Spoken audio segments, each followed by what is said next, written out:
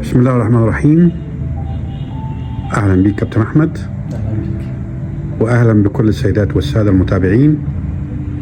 الليلة إن شاء الله هنواصل معاكم حلقتنا السادسة من بودكاست من 10 ل 10 ونص، وأمنيتنا إننا نعمل نقاش عميق ومفيد ومثمر، مش بس لمن يتابع لكن حتى احنا بنستفيد من النقاش وبنحاول ان احنا نكون افضل.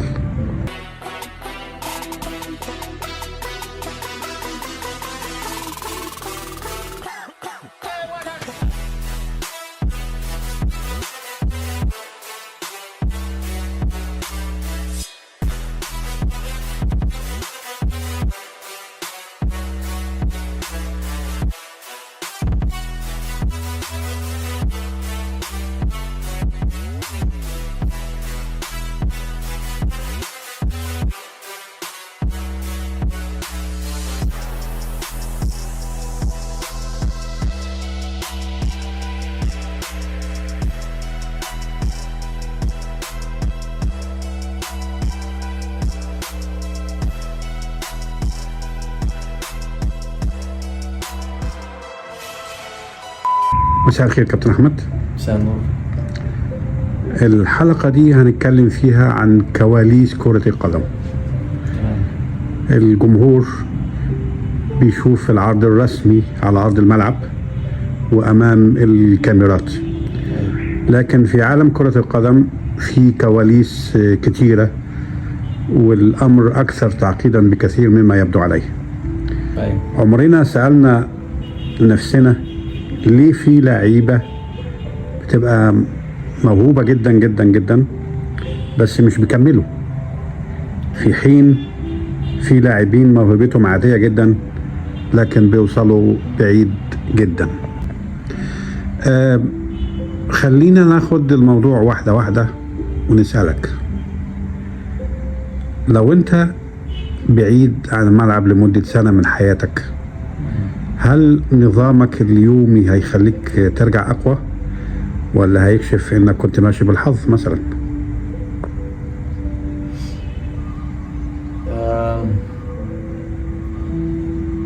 يعني أنا بشوف إن أي حد مش ماشي بنظام، زي ما حضرتك قلت في كلامك، يعني ان لو اي حد مثلا موهوب بس مش ماشي بسيستم او لايف ستايل معين ماشي بيها، هيقف عند نقطة معينة مش هيكمل. انما اللي ماشي بنظام وسيستم معين في حياته باستمرارية، هيقدر يوصل لأبعد نقطة ممكنة يعني. فأنا شخصيا جربت ده، يعني أنا بعدت عن الملعب لما جالي صليبي من 3 سنين أو سنتين تقريبا أو 3. بعدت عن الملعب نقدر نقول سنة، يعني بتتكلم في 8 شهور ولا حاجة، وعشان يبدأ الموسم اللي بعده فدخلنا في سنة ولا حاجة. والحمد لله رب العالمين، يعني كانت عودتي، أنا بشوف إن أنا بعد الإصابة فنيا وتكتيكيا وذهنيا كنت أفضل مما قبل الإصابة، وربما بدنيا أيضا. وبدنيا بالظبط. بس خلينا أكون صريح مع اللي أنا بقوله. يعني الواحد لما يكون في النادي او في المكان الشغل الرسمي بتاعه، واحنا في فتره الاعداد مثلا للموسم، يبقى متطلب من الواحد وهو جسمه متكسر مش قادر يتحرك، عنده شد في كل حته، يبقى متطلب منه ان هو يصحى مثلا الساعه 4:30 الصبح في تمرين اللي هو الفجر. احنا هيبقى في سؤال متعلق بالنقطه دي، فخلينا نعرف نظامك الاول. لو انت بعيد عن الكوره هل في التزام ولا لا؟ ثم النقطة دي احنا هو الكلام مرتبط ان يبقى في مدرب اصلا وراك. لا، مش قصة او مفيش. مش قصة مدرب، القصة في انت في شغلك 100%. انما لو انت بعيد عن الملعب مش في شغلك الرسمي 100%، بتبقى بتحاول على قد ما تقدر تحافظ على اكلك، تحافظ على كمية المية اللي تشربها، تحافظ على نومك. انما انك مثلا تروح تأهيل او تروح جيم، للأسف وده مش صح، انك ممكن مثلا ساعات تبقى مثلا ظابط المنبه للساعة 10 عشان تروح، فالمنبه يصحيك فتقفله وتكمل نوم. انا بشوف ان دي مش صح، وفي نفس الوقت مش كارثه انك تحافظ على لياقتك البدنيه وعلى نفسك وعلى قدرتك البدنيه وعلى اللايف ستايل شويه اللي كان مقارب لوجودك في مكان شغلك. ده بيخليك ما تبعدش قوي او تبقى في الصوره. وكمان بشوف العوده انت حضرتك بتقول لو بعدت سنه، العوده من بعد غياب كبير للاعب دي بترجع لشخصيه اللاعب وطبيعه اللاعب. يعني في لعيب ممكن يبعد فتره كبيره جدا عن الملعب، بس لما يرجع لا، حواسه ووقفته في الملعب واحساسه بمكانه في كل قرار بياخده في الملعب هو موجود لسه، هو عايش لسه اجواء ان هو في الملعب، ما بيبعدش قوي. ممكن بيبعد فنيا شويه، اسمه بدنيا شويه، انما فنيا بيبقى لسه حاضر. وفي لعيبه انا ما اعرفش دي بترجع لطبيعه ايه الحقيقه، مش عارف افسرها لغايه دلوقتي. في لعيبه لو بعدت 3-4 شهور عن الملعب عشان ترجع تاني تجيب مستواها او تكون حاسه بمكانها وعارفه هي بتعمل ايه بتاخد وقت شويه. فانا بحمد ربنا ان انا عندي الميزه دي، ان في اي فتره باخد وقت فيها غياب لما برجع ببقى حاضر ذهنيا وفنيا وتكتيكيا وعارف انا بعمل ايه امتى. ممكن ابقى بدنيا ببقى اقل شويه، انما ذهنيا وتكتيكيا ببقى حاضر بشكل كبير. تمام. طيب احنا كنا نوهنا عن السؤال ده في حديثك عن السؤال السابق. يا ترى بتصحى كل يوم علشان هدف ولا علشان ميعاد التمرين وخلاص؟ خاصة ان مفيش مدرب بيصحيك، بابا هو اللي بيصحيك او ماما. وليد فوق يا وليد، فوق انا فوق بقول لك. هي بتفرق. هو كده اي لعيب كوره قرر ان المفروض الكوره هي اكل عيشه وشغله وحلمه، فده في حد ذاته هدف انت بتصحى عشانه كل يوم، سواء بتصحى مكسل او تعبان او مش فايق او الى اخره. ففي الاخير ده هدفك اللي ما ينفعش تتخلى عنه. انما زي ما قلت لك يعني هي بتفرق من شخص للتاني ومن موقف للتاني. يعني احنا لما بنكون في النادي وفي شغلنا وفي معسكر او في فتره اعداد وكده، لا هي انت بتبقى ملتزم بالمواعيد بالدقيقه، وفي تجمع الساعه 4:30 انت 4:31 توقع عليك خصم. فلا انت بتبقى ملتزم ومركز قوي في اللي انت بتعمله. انما لما بتبقى في فتره بعيد عن الملعب او فتره اصابه او الى اخره، طبعا زي ما قلنا بتروح تشتغل على نفسك وتطور من نفسك، بس مش بنفس الدقه دي.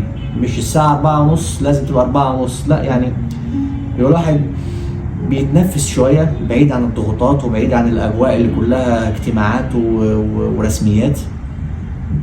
انما المفروض اللي انا شايفه صح يعني انك ما تبعدش عن الالتزام ده كتير، لان انا بشوف ان كرة القدم بشكل عام هي من اهم مميزاتها انها بتعلم لعيب الكرة المسؤولية تجاه المواعيد واتجاه الالتزامات واتجاه النضج واتجاه حاجات كتير جدا جدا جدا.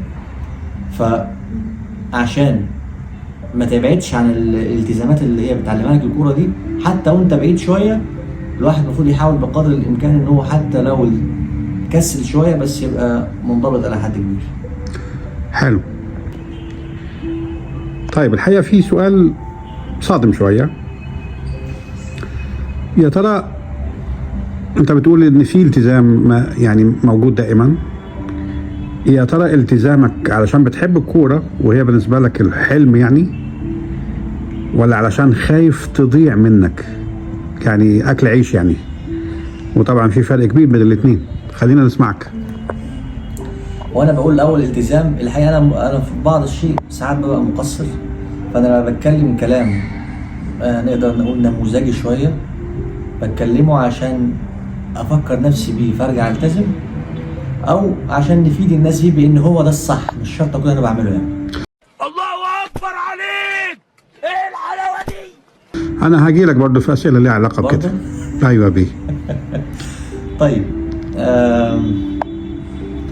في مرحله معينه من حياتي الكرويه يعني كانت الكوره حلم وشغف وطموح عالي قوي قوي قوي، ودي حاجه جميله جدا.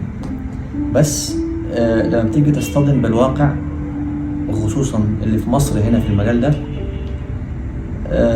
بتشعر ان انا ممكن اكون اتكلمت قبل كده في الموضوع ده، الحلم الجميل النقي اللي تقعد كده تسرح وتفكر فيه، لا، محتاج حاجات كتير قوي بره الملعب عشان تعرف تعمل ده، او عشان تعرف تحقق ده. وهنا النقطة اللي حابب انصح بيها الناس، وبرضه بنصح بيها نفسي لان انا لسه في اللعبة.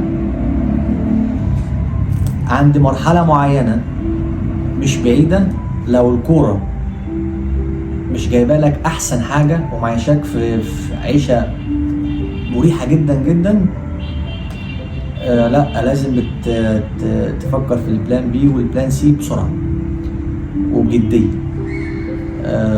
وكمان يعني انا مثلا لو رجع بيا الزمن،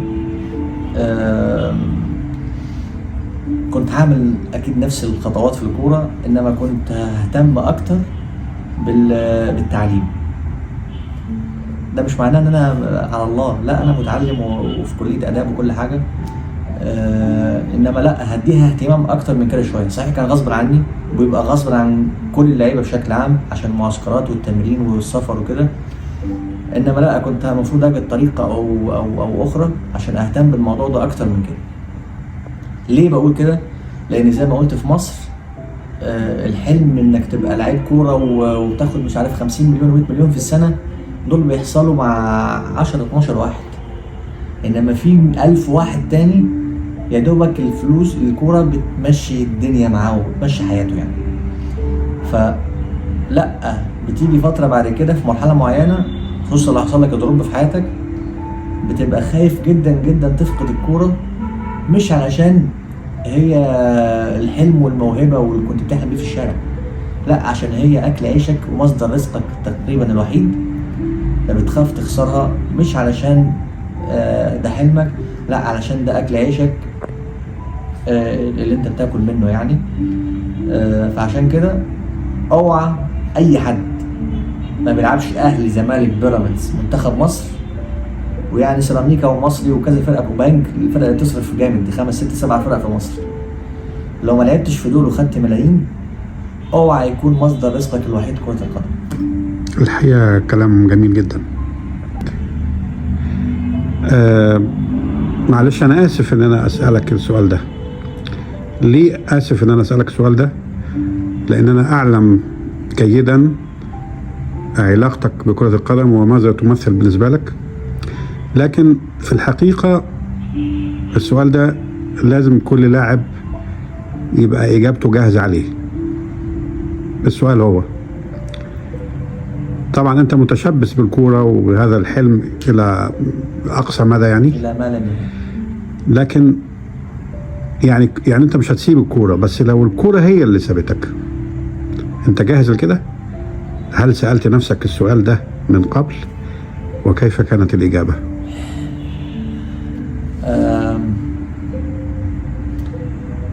أي حد ذكي وعاقل ناضج سأل نفسه في المجال ده، يعني سأل نفسه السؤال ده.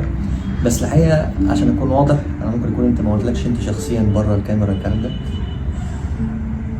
أنا عارف الإجابة بس خلينا نسمع. بكل مرة سألت نفسي فيها السؤال ده كنت بهرب. ما كنتش بتكمل الإجابة. كنت بهرب. عشان كده أنا سألتك السؤال ده تحديدا، عشان لازم يكون عندك إجابة. لا، هو في إجابة بس بهرب منها.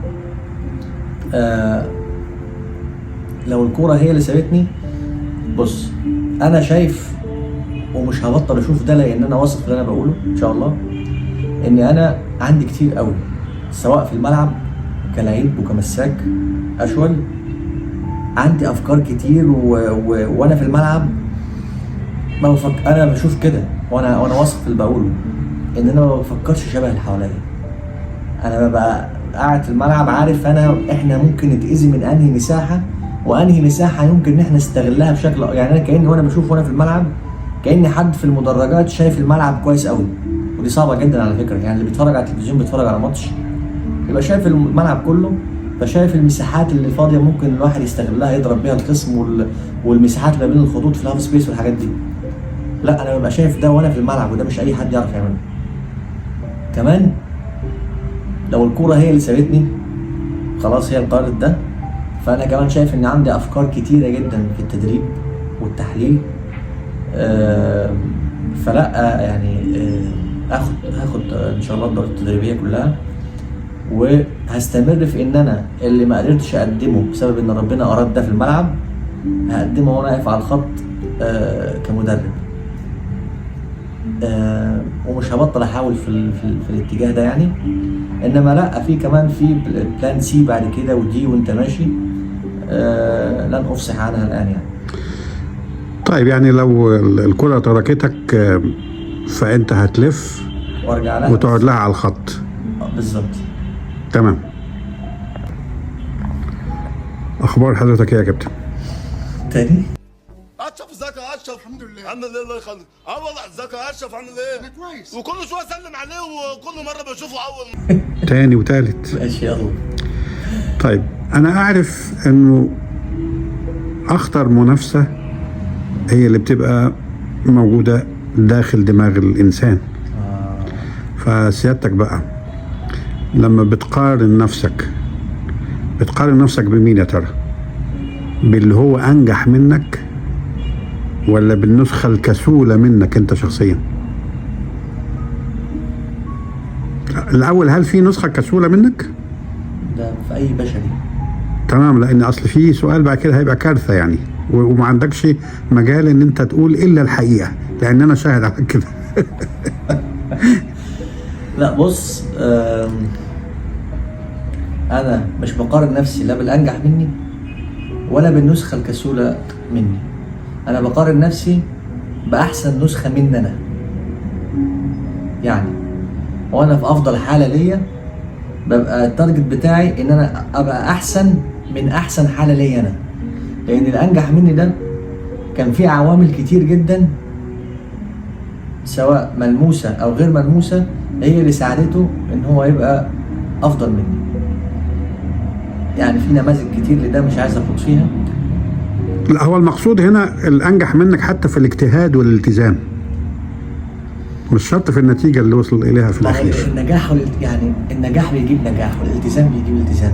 بمعنى ان انت فجأة بتلعب مثلا لما كنت في الداخلية دوري ممتاز، ولد صغير 18 سنة داخل على 19 سنة، ما كنتش اعرف يعني ايه جيم، يعني ايه تقويات، يعني ايه بعد كل ماتش انت لازم تاخد حوالي نص ساعة او ساعة في الجيم موبيليتي وتقويات عشان تعمل ريكفر لجسمك.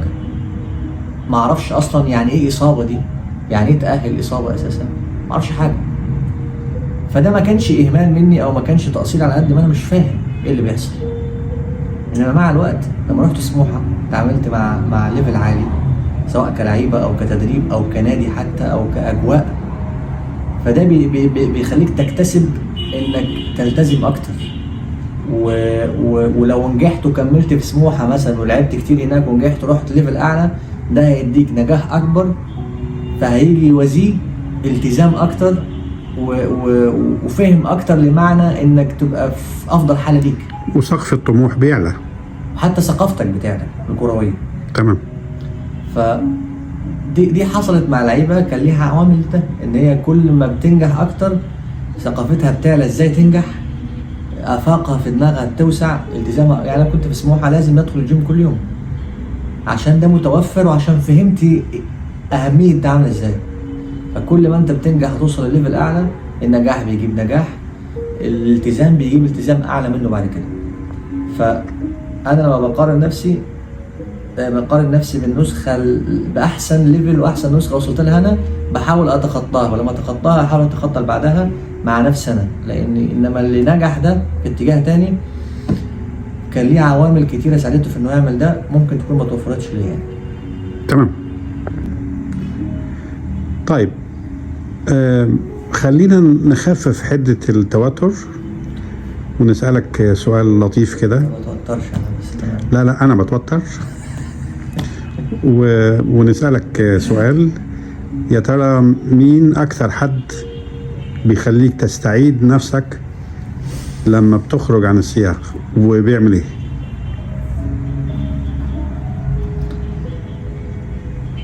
هو انت اللي هو ما انت اسمها ما انت مهما انت اسمها منت منت يا فرحتي منت يا ابن الكلب والله اموت نفسي عليك.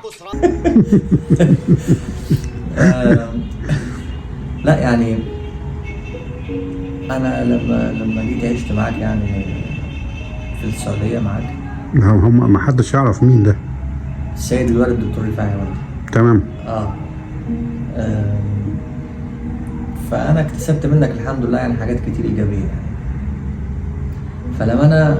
لما الدنيا بتهرب مني يعني او بحاول استعيد نفسي، انا عندي مشكله ان انا ما بعرفش اشتكي. يعني ما بعرفش اقول اروح مثلا اجي لك رغم ان انا عارف ان انت هتفيدني، بس ما بعرفش اجي لك اقول لك والله ده انا حاسس بكذا وحاسس بمشكلتي في كذا كذا كذا كذا. للاسف ما اعرفش ايه سبب ده، بس ما بعرفش اعمل ده. جايز علشان في فتره مثلا 3-4 سنين في حياتي عشتهم لوحدي هنا، فاضطريت اقع واقوم لوحدي. ممكن تكون انت معايا على التليفون بس ما كانش كافي ممكن بشكل كبير ساعتها، بس انت بتعرف. يعني انا من غير ما اجي اقول لك انا مشكلتي كذا، انت بتجيبني انت عندك اصلا مشكله كذا كذا كذا يلا نحلها، من غير ما انا اجي اقول لك يعني. فانا بشوف ان الحمد لله ان دي نعمه يعني، ان الواحد يلاقي حد يتناقش معاه ويتكلم معاه. وساعات على فكره بنختلف انا وانت، بس انا اثناء النقاش نفسه ممكن اختلف معاك، انما بعد كده لما بقعد مع نفسي ببقى عارف ان انت هتبقى صح في الاخير بنسبه يعني في المواقف يعني بنسبه 98% من المواقف دي. وال 2% دول اللي بقطع فيهم بيحصل ايه؟ لا يعني انا برضو مش يعني انا تمام يعني هنا تمام. مش حمار يعني. حلو. تمام. بس فهو الحقيقه انت وحد كده كل ما بفتكره